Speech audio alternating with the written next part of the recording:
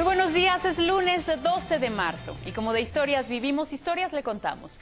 Y esta historia que le presento a continuación es para prevenir, para no permitir caer en un error que pueda llevar a tomar malas decisiones, en ocasiones el suicidio, principalmente a nuestros hijos. ¿Ha escuchado usted hablar de la sextorsión? Una nueva forma de extorsión sexual en redes sociales. Las principales víctimas, esto es lo más curioso, no son las mujeres. En 2017, la firma Microsoft dio a conocer que el 76% de los mexicanos que navegan por Internet enfrentan algún tipo de riesgo. Un 46% de los encuestados por Microsoft dijeron que los principales riesgos están ligados a asuntos de carácter sexual, es decir, el envío de mensajes, solicitudes sexuales y la sextorsión. Los expertos señalan que la mayoría de las víctimas son hombres que se encuentran navegando en Facebook y de repente les llega una solicitud de amistad y en la imagen una mujer atractiva. Por lo regular se acepta la solicitud minutos después de una charla en chat privado, mensajes subidos de tono, fotografías reveladoras y la propuesta de conectar la webcam para tener una sesión de sexting. Y una hora después la amenaza. El pago de una cantidad a cambio de que no se publiquen las comprometedoras imágenes. En Facebook, de hecho, se producen más de 54,000 casos al mes y estas cifras son del 2016. Recomendaciones al respecto. La primera, el sentido común. Mujeres atractivas pidiendo satisfacción sexual sin cortapisas, un asunto un tanto lejano a la realidad. Por lo regular, los perfiles son de reciente creación y no tienen muchas fotografías. No haga sexting con extraños. El sexting es una práctica totalmente lícita, pero practicarlo con extraños que acaban de contactar quizá no sea la mejor idea del mundo. Con información de Humberto Tapia.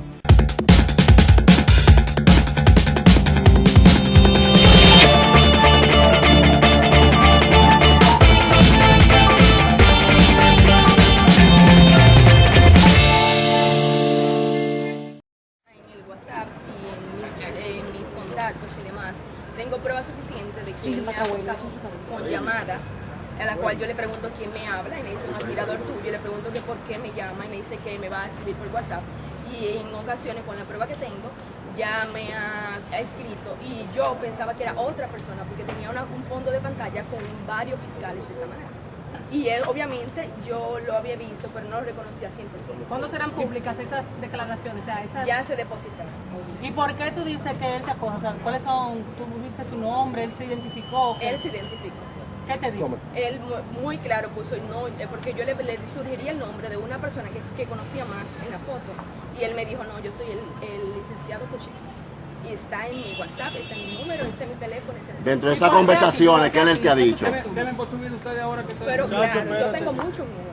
¿Qué te ha dicho? ¿Qué te ha ¿Qué es dicho? lo que te ha dicho por WhatsApp? Cuando me ubicó que yo estaba saliendo de la heladería Bon, tenía el celular descargado, que si no lo hubiese tirado foto, obviamente, pero lo que me dijo fue que a cada raíz del problema de mi esposo, obviamente por beneficiarse, que compartiera con él íntimamente. Yo lo dejé con la palabra y seguí caminando. Obviamente era de tarde, en la noche yo seguí dando vueltas en el malecón, me ubiqué con una persona, salí, y cuando yo volví a pasar sola, que lleva directo a la casa donde nosotros vivimos, obviamente él volvió y me dijo, recuerda todo lo que te dije y que el caso está en tus manos. Y de ahí yo, obviamente, porque en Samaná, la jipeta de Noel, hay varias, y por eso yo me ubico por la placa. Y lo primero que le vi, además de que era una camioneta blanca, doble cabina, le vi la placa. En Samaná también hay otro fiscal que está siendo acusado. Ellos... ¿Y que tienen pruebas? Tienen prueba de que usted la acosa sexualmente a esa joven. Lo citaron el día de hoy. No, su visita aquí la que obedece. Parece hablar con nosotros. Fiscal, pero es grave esa acusación contra usted, fiscal. Dice que usted le enviaba varios mensajes acosándola. Y que le está cobrando un millón de pesos. Mire, si no lo citaron, ¿cuál es el motivo de su visita aquí? Usted ha sido debidamente citado hoy aquí. Yo estoy en otro diligencia, por favor. Mira, aquí es lo que tiene que decir.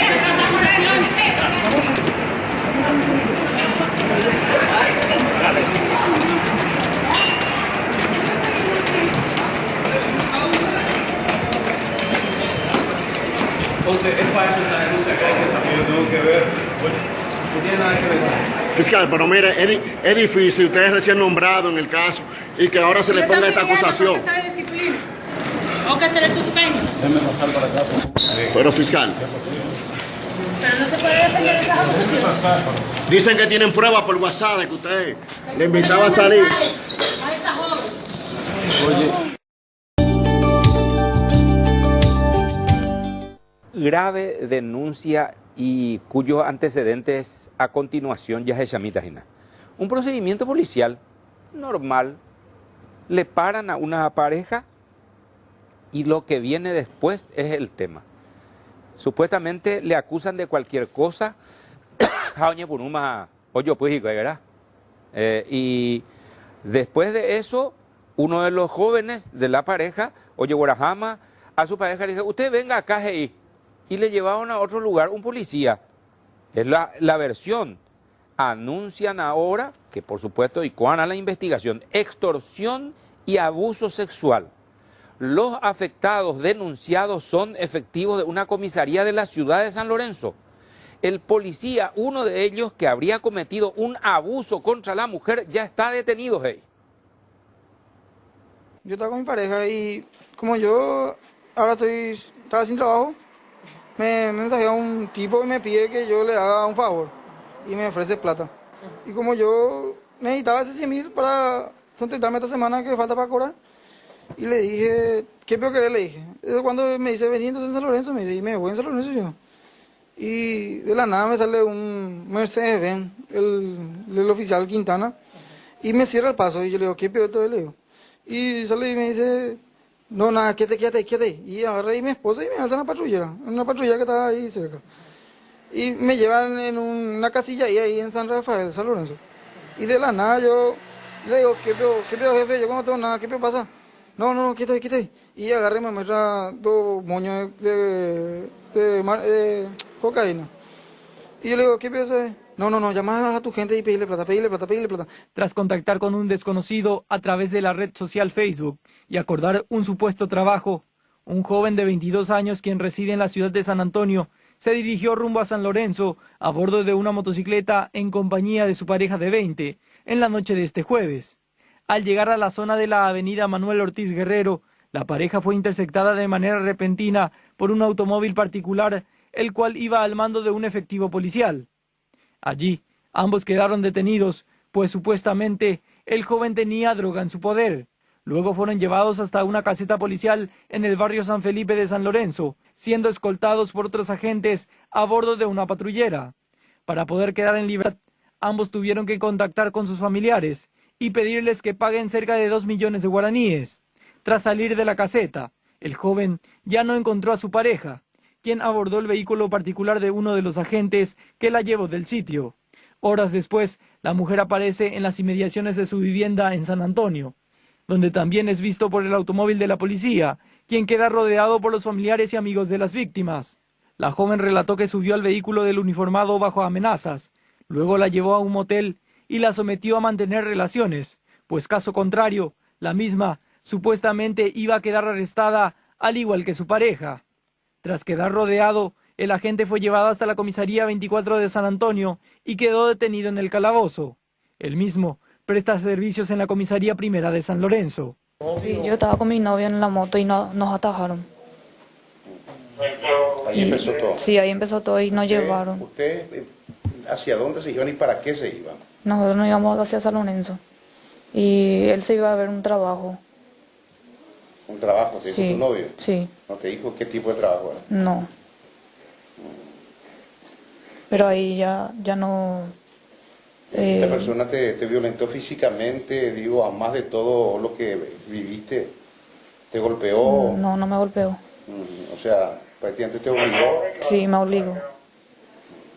¿Bajo amenaza te metió a su vehículo? Sí, bajo amenaza. ¿Y después te llevó a tu casa? Después me llevó a mi casa. ¿Y es ahí donde lo ubican a él? Sí, ahí.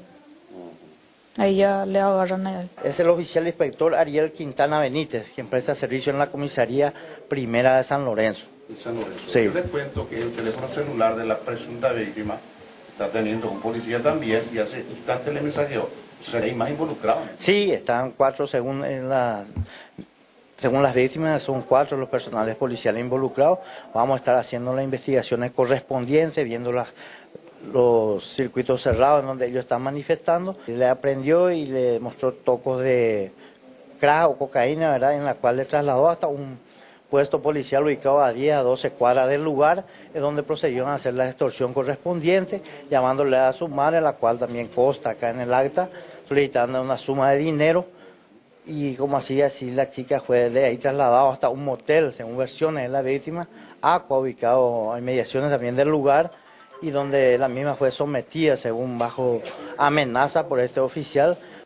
Los otros agentes que estarían involucrados aún no fueron identificados plenamente, pero el día de hoy continúa la investigación del confuso episodio.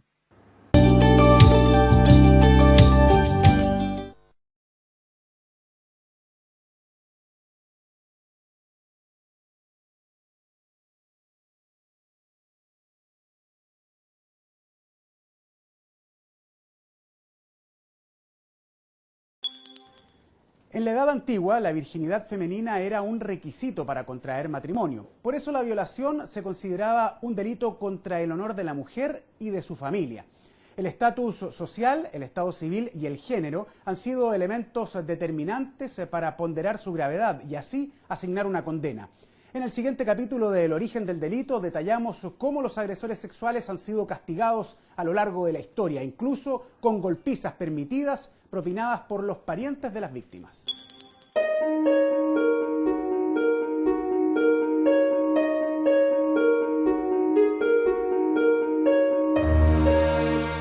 La teoría evolucionista ha analizado distintas razones para explicar el origen de la violación: supervivencia, satisfacción sexual, cánones culturales. Cual sea el motivo, este delito siempre ha sido duramente castigado. El Deuteronomio, por ejemplo, fijaba pena de muerte para el agresor de una doncella casada. En Egipto los violadores eran castrados y la judicatura greco-romana aplicaba cuantiosas multas y el exilio. Bueno, es un delito que está tan cerca de la moral y de afectar nuestros sentimientos más directos de nuestra indemnidad, de nuestra privacidad, de nuestra intimidad, de nuestra dignidad, que se ve muy afectado por las valoraciones sociales. Valoraciones que estaban determinadas por distintos factores. Uno de ellos era el género. La jurisprudencia en la Edad Antigua solo consideraba la violación heterosexual como delito, donde la castidad de la mujer era un bien más preciado que su libertad sexual. En aquella época, la gravedad del delito se medía según el efecto que tenían las personas a partir de su clase social. Por eso era más grave cuando la víctima era una mujer libre y no una esclava. En este último caso, la doctrina jurídica reconocía el daño, pero hacia la propiedad, hacia el título de dominio del dueño de los esclavos. Antes de la caída del Imperio Romano, la violación homosexual se extendió como crimen, pero manteniendo la figura masculina como sujeto activo, es decir, la doctrina castigaba la penetración ejercida por un hombre. En el medioevo surgió el fenómeno de la violación de guerra, que consistía en que la tropa vencedora violaba a las mujeres del enemigo vencido como parte del botín. Más tarde, el derecho de pernada facultó a los señores feudales a tener sexo con las futuras esposas de sus vasallos, pero en caso de no existir esta relación de dependencia, se mantenían los duros castigos. En esa época se incluyó un verbo que definió la violación y que perduró hasta la redacción de los códigos penales de la época posmoderna. Originalmente, el verbo rector, aquello en que consistía la violación, era yacer. O sea, en el fondo la violación era yacer con una mujer contra o sin su voluntad válida. Al matar a Santiago Nazar, los hermanos Vicario representaron a través del libro Crónica de una muerte anunciada una costumbre originaria del derecho castellano. El escritor Gabriel García Márquez se retrató con esta ficción la posibilidad de venganza que entregaban los fueros municipales a los familiares de una mujer abusada.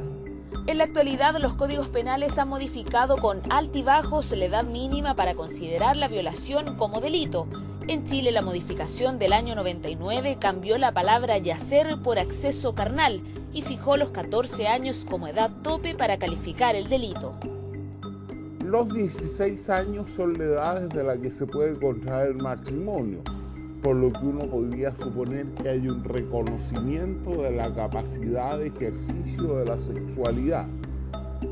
Pero pareciera que los niños hoy en día tienen un desarrollo sexual que se alcanza antes de los 14 años. En la actualidad, la pena de muerte y las largas condenas de cárcel son las sanciones más comunes en todos los países del mundo. Sin embargo, casos como el del estudiante de Nueva Delhi, que fue violada y asesinada por una pandilla en 2012, deja al descubierto la polarización de la opinión pública. Hay sectores que culpan a las propias víctimas cuando son objeto de violación.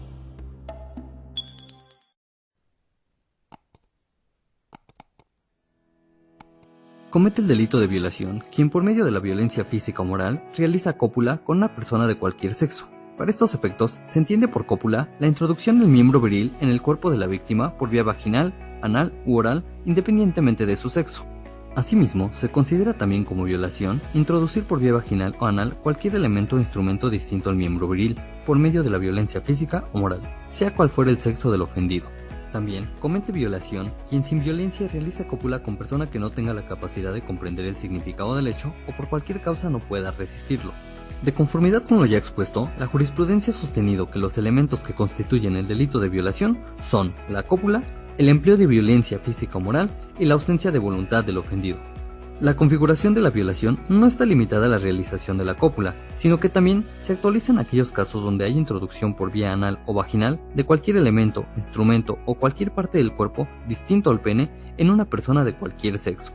Para la configuración del delito de violación, no basta con que se realice la cópula, sino que es necesario que dicha acción se efectúe mediante la violencia física o moral, pues de no concurrir esta exigencia, la cópula no podrá ser considerada como violación. Ahora, recordemos que todos los códigos penales también sancionan la cópula sin violencia, y en ese caso se atiende a una calidad específica del sujeto pasivo, ya que para la actualización del tipo penal se exige que la cópula se realice a menores de edad cuya limitación de edad la establece cada código penal, o a personas que no tienen la capacidad de comprender el significado del hecho, o que por cualquier causa no pueden resistirlo. Es decir, en la cópula a través de violencia físico-moral, la norma penal exige para la configuración de violación un medio comesivo específico, que es la propia violencia física-moral. En cambio, en la cópula sobre personas menores de edad o personas que no tengan la capacidad de comprender el significado del hecho o por cualquier causa no puedan resistirlo, para actualizar la violación no requiere el empleo de un medio de comisión concreto. Lo que la norma penal exige es que concurra una calidad o condición en el sujeto pasivo del delito.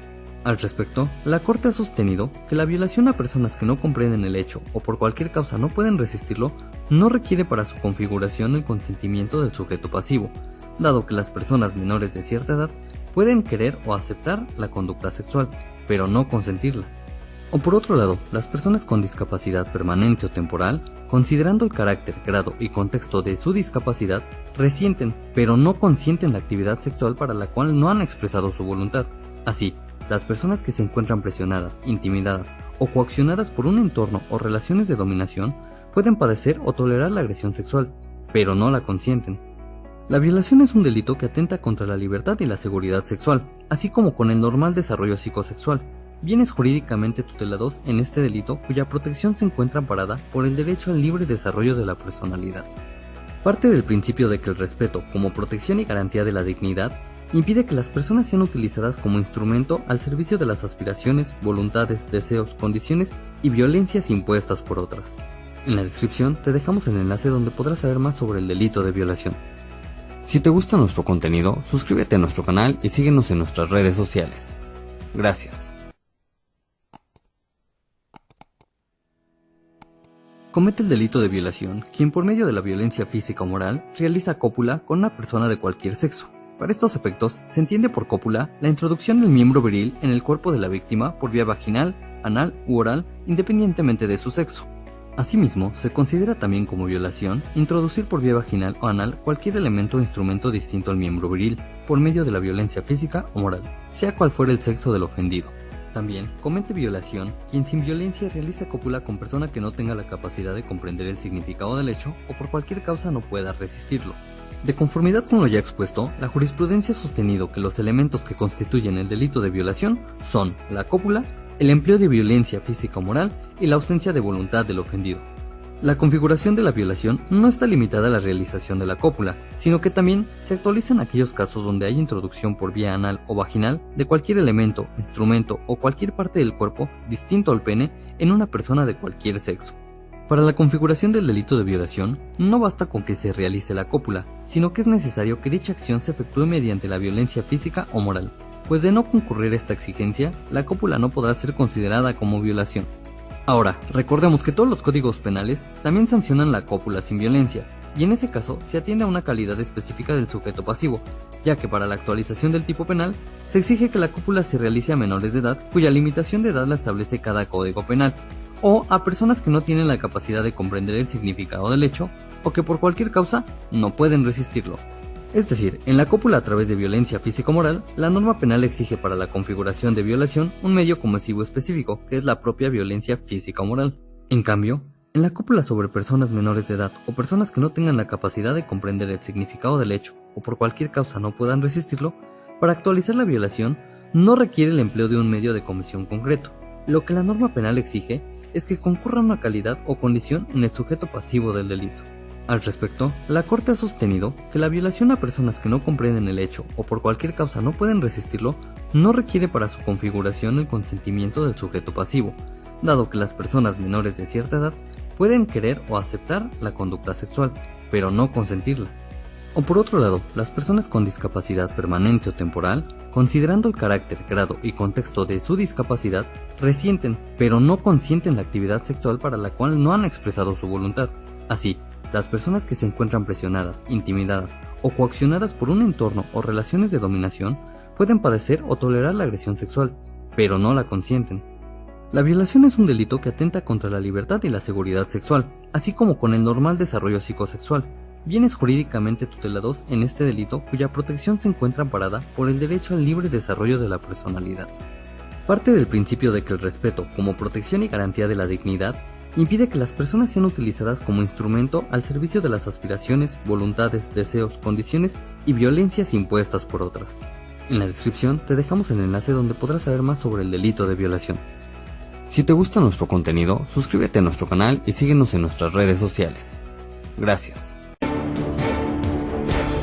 Llegaron a las 12 de la noche al alojamiento, dos sujetos acompañados de una mujer, la cual se encontraba en estado de inconsciencia, y es bajada de esta forma del vehículo, alzada, incapaz de dar un paso.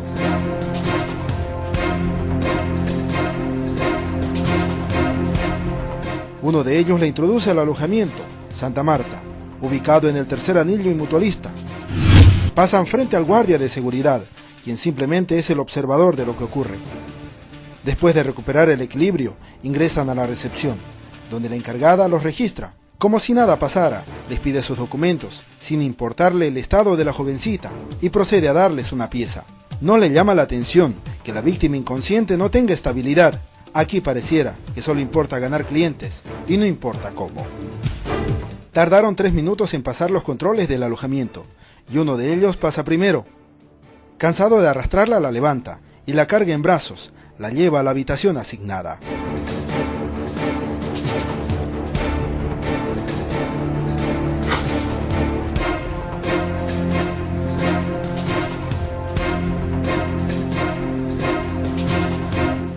Según el reloj de la cámara de vigilancia, 1 hora después llega la policía, porque el guardia de seguridad de la calle dio aviso de lo ocurrido. La policía se da cuenta de lo ocurrido. Los dos sujetos abusaron sexualmente de esta mujer de 21 años y por ese motivo son detenidos.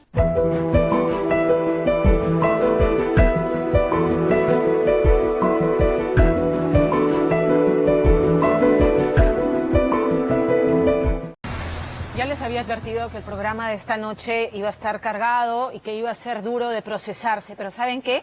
Si es que no ponemos los reflectores en casos como el que nos ha contado Richard Apolo, o el que a continuación nos va a contar Angélica Villegas, que es igualmente perturbador, igualmente nauseabundo, entonces, infelizmente, la posibilidad de que se haga justicia y que se castigue a los responsables es, por no decir inalcanzable, por lo menos se pasma, ahí se queda, ¿no? Este tipo de casos lo que nos demuestra es que estamos normalizando la violencia sistemática, principalmente, y algunos me saldrán a chancar por decirlo, pero principalmente contra las mujeres, contra niñas, contra adolescentes y contra las mujeres.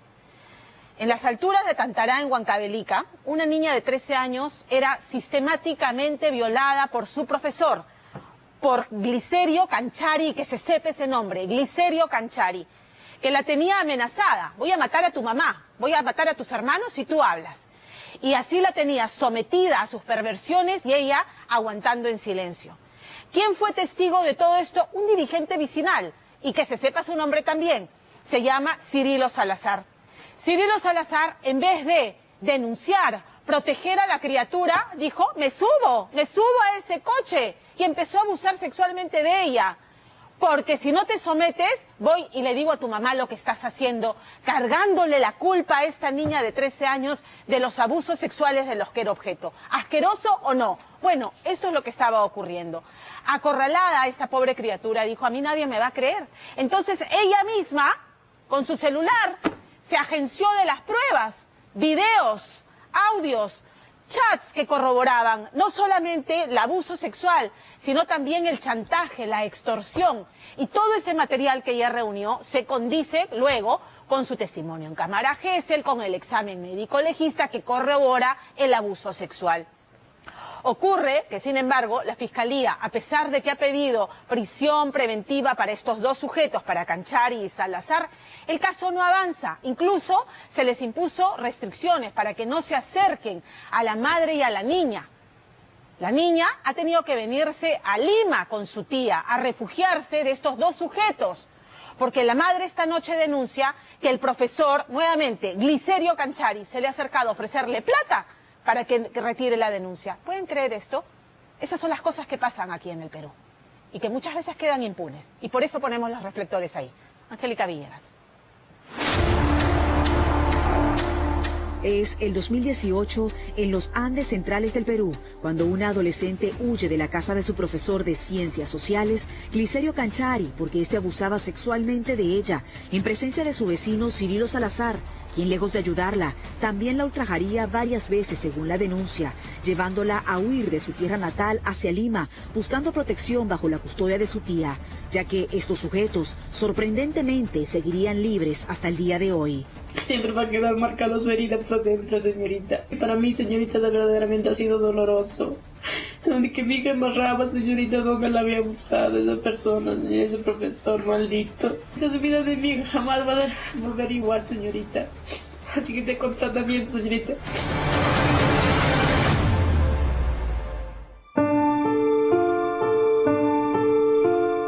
Ella tenía apenas 13 años cuando la vida le cambió por completo. Era la mayor de 2 hermanos en una humilde familia que vive en el campo sin señal para comunicarse, dedicada a sus chacras en Tantará, cuando comenzó la secundaria en el Instituto Educativo Francisco Bolognesi. Y entonces, en el área de Ciencias Sociales, le asignaron a un profesor de 56 años llamado Glicerio Canchari. Todo marcharía bien hasta que el docente cambió la escuela por su casa y la única alumna sería ella, según la denuncia. ¿Cómo era el comportamiento del profesor Glicerio con su sobrina? ¿Y en qué circunstancias se conocen ellos? Justamente con la excusa de la tarea, que le va a dejar la tarea, que venga a su casa, que le va a dejar tarea o que le va a enseñar la tarea. Me sorprende que el profesor, cuando todo esto comienza, dice que la niña vaya a hacer las tareas a su casa. ¿Por qué decía que era necesario que esto ocurriera? Porque supuestamente ella está hasta abajo y necesita apoyo, necesita que le ayude en la tarea, ¿no? Entonces, esa fue la excusa que él ponía, ¿no? ¿Y la madre de la niña tuvo manera de investigar si de verdad era necesario que la niña fuera a casa del profesor, porque se supone que todo tiene que aclararse en clases, ¿no? Claro, como justamente dice que ella había ido a hablar con la directora, a decirlo de que por qué el profesor cita a los chicos a su casa. Pero la madre de la niña, cuando le pregunta a la directora hasta qué punto era normal que esto ocurriera, ¿la directora le resuelve su duda? La directora le dijo que ya iba a hablar con el profesor, que tiene que estar en colegio, más no en la casa, ¿no? Pero supuestamente pues este profesor de alguna manera se le ha ingeniado para seguir citándoles.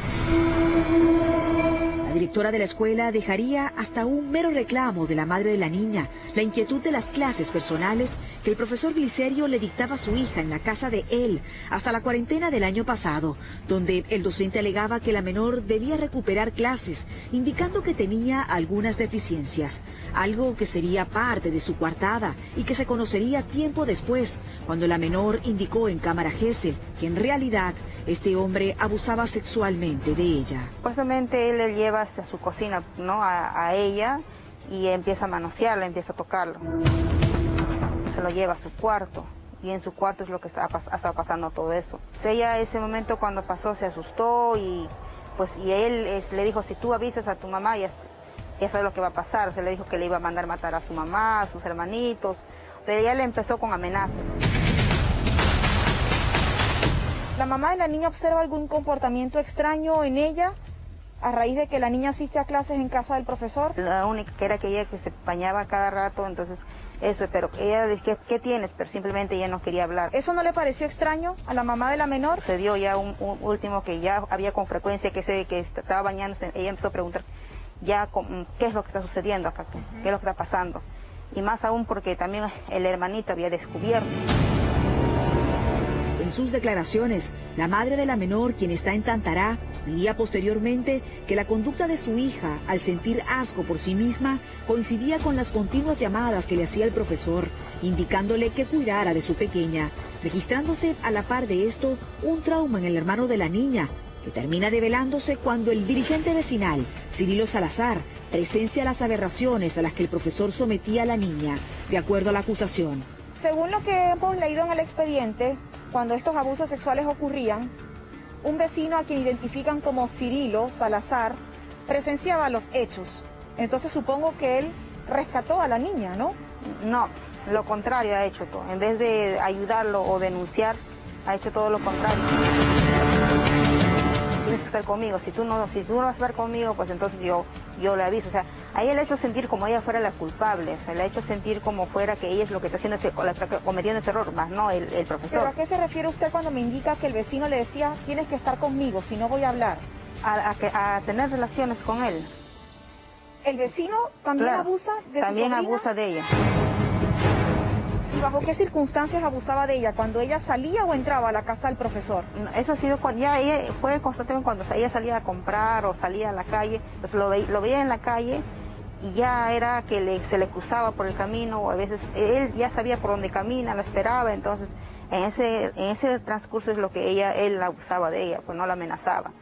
Ya cuando ese vecino constantemente estaba abusando, fue el hermano pequeño que descubrió, que le encontró en esa situación a su hermana, entonces de igual manera ese señor lo amenaza al pequeño.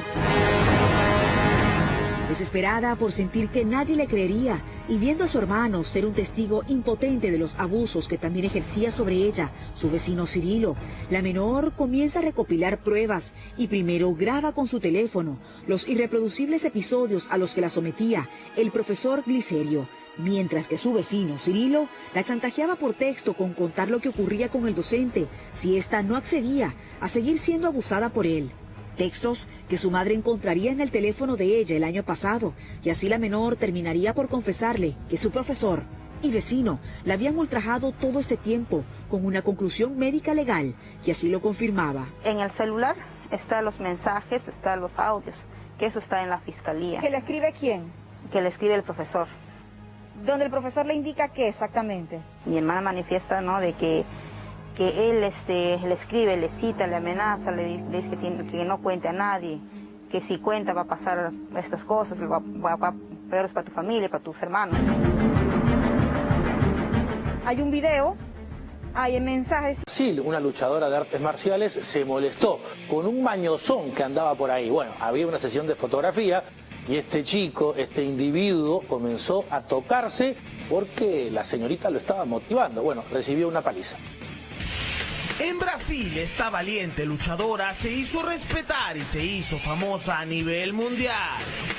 Joyce Vieira, conocida peleadora de artes marciales, le propinó una paliza a un irrespetuoso hombre que la estaba incomodando de una manera obscena cuando se encontraba en una sesión de fotos en la playa. La aguerrida Joyce no soportó la irreverencia del sujeto que estuvo con el pantalón abajo y se acercó para darle su merecido. Con un par de patadas y toda la furia de sus puños, el hombre terminó huyendo y lo más lamentable es que le contó a la policía que la luchadora había confundido todo ya que se encontraba orinando. Eso sí, Joyce comprobó los actos obscenos ya que alega que el hombre le gritaba gemidos y frases con carácter sexual, confirmando la cobardía del acosador. Los 12 rasgos que delatan el perfil de un abusador sexual. Hay ciertos rasgos que llegan a dejar en evidencia a un violador en potencia y esa información la encontrarás a continuación. 12 rasgos comunes en los violadores. 1. No necesariamente tienen una personalidad extraña. No es la norma de que un posible violador deje fuerte evidencia de que lo es debido a su forma de ser huraña. A veces pasa, pero no es lo más común. En la gran mayoría de las ocasiones, las agresiones sexuales son ejecutadas por sujetos que parecen normales y que tienen relaciones afectivas comunes y una vida normal. Muchos de ellos tienen incluso una pareja e hijos, incluso, una vida muy convencional. 2. Tiene que ver con poder, no con sexo. El objetivo real de una violación no es obtener gratificación sexual. La gran mayoría de las personas que cometen una violación se sienten atraídas a la idea de ejercer dominio, de obligar a que otras personas hagan algo en contra de su voluntad y obedezcan al interés del agresor. 3. Sus víctimas tienden a ser las que consideran más débiles. Aunque no todas las veces su elección es la que ellos creen y su víctima resulta ser más fuerte de lo que suponen, por lo general, quienes cometen agresiones sexuales buscan personas que consideran físicamente más débiles que ellos o de las que conocen puntos débiles de los que pueden sacar provecho y así tener poder sobre ella. 4. Sentimientos de inferioridad y frustración. Puede que aunque no lo demuestren en su diario vivir, pero por lo general son personas que tienen un elevado sentimiento de frustración e inferioridad. Pueden parecer prepotentes y con fuertes deseos de imponerse y dominar a los demás. Esos deseos en algunas personas puede llegar a desencadenar una agresión sexual. 5. Poco empáticos. Por lo general el agresor sexual no le importa o elige no pensar en qué supone la violación para la víctima, y es común que considere que la satisfacción de su deseo de poder y sometimiento merece el sufrimiento de su víctima. Esto se ve ratificado cuando en algunos casos, los violadores afirman que la víctima deseaba mantener relaciones o que en fondo disfrutó de la situación. 6. No se anticipan a las consecuencias. Se ha observado que muchos agresores sexuales jamás proyectaron las consecuencias que traería su acto. Esto refleja cierta dificultad a la hora de anticipar las consecuencias de sus propios actos, sean estas para sí mismos o para los demás. 7. Posibles antecedentes de abusos o aprendizaje de una sexualidad coercitiva. Es posible que quien en su infancia haya sido víctima de abuso o testigos de abusos hacia miembros de su familia. Esto provoca que puedan llegar a identificar la fuerza como un modo normal de actuar, y que aunque sepan que socialmente está mal visto puedan sentir el impulso de acometer el acto. 8. Creen que tienen derecho a cometer la agresión. En un buen número de casos, los agresores creen que tienen el derecho de cometer las violaciones. Esto pasa muchas veces por razones culturales. Con esto, se sabe que las agresiones sexuales son más frecuentes en regiones donde se cree en la superioridad del hombre ante la mujer, o que creen que sus necesidades están por encima de las de ellas. 9. ¿No es una discapacidad mental? Es probable encontrar que algunos trastornos de personalidad como el antisocial pueden propiciar un acto de este tipo. Además es cierto que se pueden haber casos de violaciones cometidas por personas que estaban en estados psicóticos, maníacos o perpetrados por alguien con discapacidad intelectual. Sin embargo, por lo general los agresores sexuales son capaces de juzgar correctamente la situación y saben qué están haciendo. 10. En su mayoría son plenamente imputables. Debido a que saben que lo que hacen no está nada bien, pues tienen plena conciencia de sus actos. Por lo general los violadores son judicialmente imputables, es decir, capaces de hacerse responsables de su proceder. 11. Evaden responsabilidad. Una característica común en muchos casos en los que no se presenta una enfermedad mental, es el intento de evadir su responsabilidad en el acto. Por ello llegan a justificar su conducta con el uso de sustancias o pretender sufrir una psicopatología para evadir el castigo. 12. Culpan a la víctima. Aunque parezca absurdo, es habitual que culpen a la víctima de sus actos, como si ella lo hubiera provocado o seducido, como quien dice ella me incitó a hacerlo, así pretenden evitar el castigo. Como puedes ver, un agresor sexual puede pasar desapercibido e incluso puedes vivir rodeada de algunos. Mantente alerta, cuida de tus hijos, instruye a tu familia, esa es la mejor manera de evitar a toda costa una violación.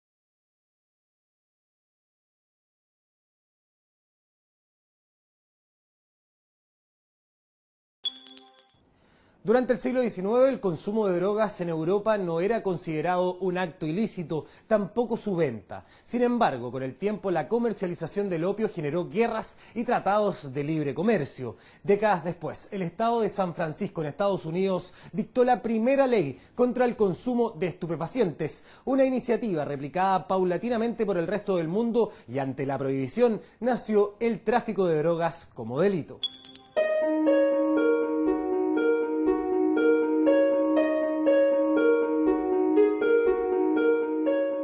Según la Real Academia Española, droga es toda sustancia o preparado medicamentoso de efecto estimulante, deprimente, narcótico o alucinógeno. A partir de esta definición es posible situar su existencia desde el surgimiento de las civilizaciones antiguas. Mientras que los egipcios consumían opio, raíz de mandrágora, mirra y laurel con fines espirituales y curativos, los romanos eran asiduos al vino y al cannabis. De esta manera, las civilizaciones antiguas utilizaban las drogas con fines saludables para explotar al máximo sus conocimientos y acceder al mundo de los dioses. Bueno, respecto de la utilización de drogas o el tráfico o la venta de drogas o estupefacientes, hay referencias desde muy antiguo, referencias literarias tenemos desde la Ilíada, ¿no es cierto?, pasando por referencias romanas, ¿no es cierto?, la Eneida, Plinio también hacen referencias al uso de drogas. Así, el uso de sustancias psicotrópicas y alcohol fue tolerado durante la Edad Antigua. Con la irrupción del cristianismo, el vino se convirtió en un brebaje sagrado, asociado a la divinidad y encarnación de Jesús. La llegada de la época medieval siguió esta línea y combinó la religión con la farmacología. Los monjes estaban encargados de adquirir conocimientos farmacéuticos y de alquimia para curar enfermedades. El suizo Teofrasto Paracelso introdujo el consumo terapéutico del opio en el siglo XVI, después de varios viajes realizados a Oriente Medio. Su consumo estaba destinado a fines medicinales, sin embargo su producción se incrementó exponencialmente en China hacia el siglo XIX. Para reducir los niveles de adicción, el gobierno imperial chino quiso frenar su comercio, pero Inglaterra respondió con 2 guerras de las que obtuvo la legalización de este producto. Sin embargo, como el opio había tenido tanto efecto en las potencias europeas como Inglaterra, fundamentalmente, que lo cultivaban en la India, las potencias occidentales, Inglaterra, Francia, obligaron al gobierno chino a levantar la prohibición en contra del opio. Los avances de las empresas farmacéuticas permitieron reemplazar el consumo de opio por la morfina y la heroína. A su vez, el Estado de San Francisco dictó en 1875 la primera ley antiopio. Con el paso de los años, el uso de cannabis recreativo se incrementó cuando la población juvenil estadounidense comenzó a participar de movimientos sociales como la cultura hippie y a seguir tendencias musicales como el rock y el reggae. Sucesivamente, Estados Unidos incluyó iniciativas para contrarrestar la adicción a través de la creación de la FDA, entidad encargada de identificar sustancias perjudiciales o adictivas en alimentos y productos. Dicha influencia llegó a América Latina y cada país comenzó a legislar frente a la venta de drogas. Chile lo hizo a fines de los 60. El delito de tráfico de drogas, tal como lo conocemos hoy día, como un delito específico, se comienza a sancionar desde la ley 17.105. Esta ley es de junio de 1969. Ahí se introduce en el Código Penal un artículo 319 que sancionaba la venta de drogas o estupefacientes. En la actualidad, la ley chilena considera el tráfico como un conjunto de acciones relacionadas a las drogas: venta, exportación, elaboración, importación, cultivo, entre otras. La última modificación incluyó el microtráfico a partir de la ley 20.000. Y la última modificación más relevante que tuvo fue la aparición del microtráfico, donde trató el legislador de separar el gran tráfico de la utilización de pequeñas cantidades de droga o estupefacientes. Hoy, vender drogas en Chile está sancionado con penas entre 541 días y 5 años de cárcel si corresponde a microtráfico, mientras que el tráfico en grandes cantidades implica penas de 5 a 15 años de presidio. En países como China, Marruecos, Arabia Saudita, Taiwán, India y Siria, el tráfico de drogas está castigado con la muerte. Además, les contamos que el túnel hallado cerca del penal Castro pone nuevamente en evidencia que las mafias y cárteles internacionales siguen enquistados en nuestro país. Hagamos un repaso de las más conocidas y cuyos cabecillas fueron capturados.